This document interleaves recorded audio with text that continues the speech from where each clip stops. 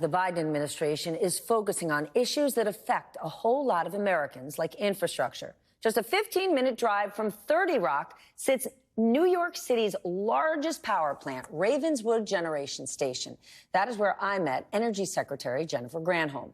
The plant has burned fossil fuel for years and years, a practice that has impacted the community so much that many call that neighborhood Asthma Alley.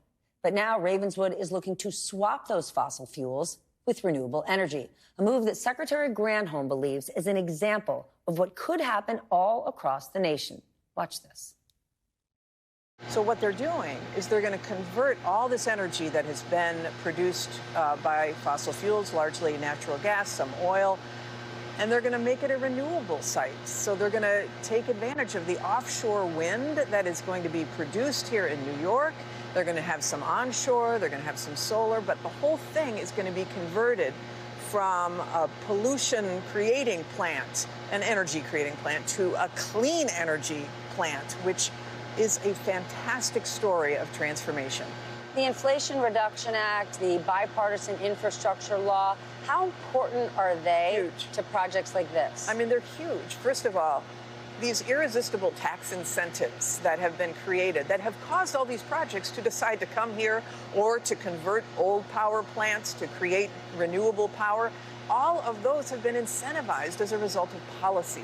One of the obvious long-term goals is to lower energy prices, but we live in a world of short-termism and people are worried about their energy prices today. We're watching those prices creep up, especially the price of gas.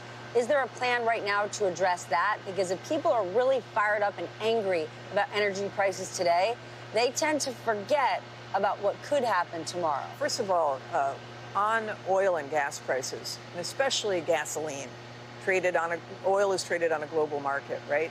I think what we have seen with this war in Ukraine and the volatility of the oil markets, the decision by OPEC to not produce as much, that causes prices to go up, right?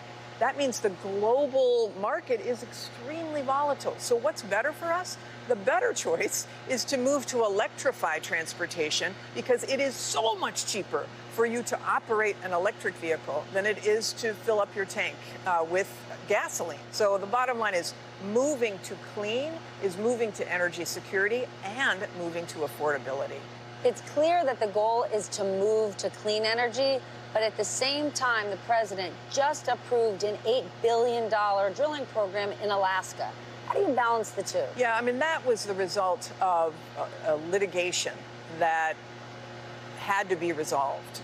Ultimately, though, everything else you see this administration doing is accelerating the push to clean. And know that we are in a transition.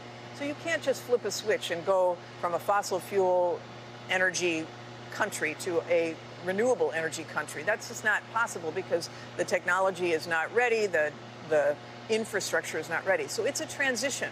That's why the goal is to get to a net zero carbon emitting economy by 2050. That's still years ahead. We have to have this be a smart managed transition. We know gasoline is going to be around for a good number of years in the future. So we have to produce that, and we don't want to choke off supply so that price goes up either. So it's managing the current situation so that people's prices are not going high by using fossil fuels, but also really accelerating this push to clean, which ultimately is cheaper and cleaner and more secure. Everything that you're talking about is about job creation. It's about security. It's about safety. It's about economics. And then there's people who say, oh, this clean, green, it's just about being woke. Well, I would want to wake up with a job in the clean energy sector, which is going to be about $23 trillion, according to Bloomberg, by 2030.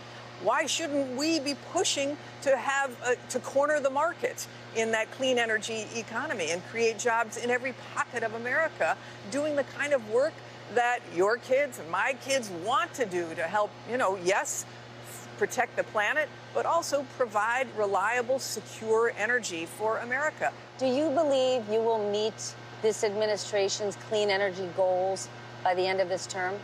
Well, the goal is to get, as I say, 100% clean electricity by 2035. So if you go backwards from that goal, we have to do a lot. Here's the political challenge. You're going to build this incredible foundation for a home, but that home won't be done until 2035. So how do you sell to the American people what you're doing? All they have to do is look at what is happening across the country right now.